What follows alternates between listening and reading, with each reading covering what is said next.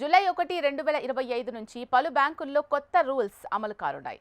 Credit కార్డులు, third party వ్యాలెట్లు, IRCTC, ATM ఛార్జీలపై మార్పులు చేర్పులు చేపట్టారు. దీంతో వినియోగదారులపై అదనపు భారం పడనుంది. హెచ్డీఎఫ్సీ, ఐసీఐసీఐ బ్యాంకుల్లో ఖాతా ఉన్న వారికి ఇది ముఖ్యమైన వార్త.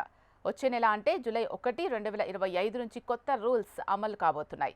ఈ రూల్స్ మీ బ్యాంక్ అకౌంట్లపై డైరెక్ట్గా ప్రభావం చూపబోతున్నాయి. కాబట్టి జూలై 1 నుంచి బ్యాంకుల్లో వచ్చే కీలక మార్పుల గురించి ఇప్పుడు చూద్దాం. థర్డ్ పార్టీ వ్యాలెట్లలో 10,000 కంటే ఎక్కువ లావాదేవీలపై 1% ఛార్జీలు విధిస్తారు. అంతేకాకుండా 15,000 కంటే ఎక్కువ ఇంధన లావాదేవీలపై అదనంగా 1% ఛార్జ్ ఉంటుంది.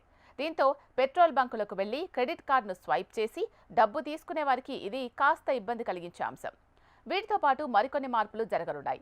50,000 కంటే ఎక్కువ యుటిలిటీ బిల్లు చెల్లింపులపై 1% అదనపు ఛార్జ్ కూడా విధించబడుతుంది. లావాదేవీ పరిమితి ముగిసిన తర్వాత ఏటీఎంలలో కూడా అదనపు ఛార్జీలు విధించబడతాయి.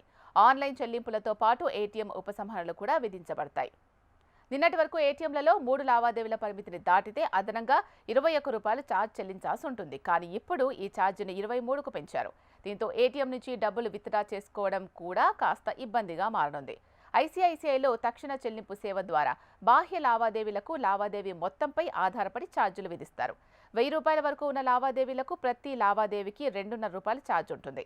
1,000 కంటే ఎక్కువ, 1,00,000 వరకు ఉన్న లావాదేవీలకు ₹5 రుసుము ఉంటుంది.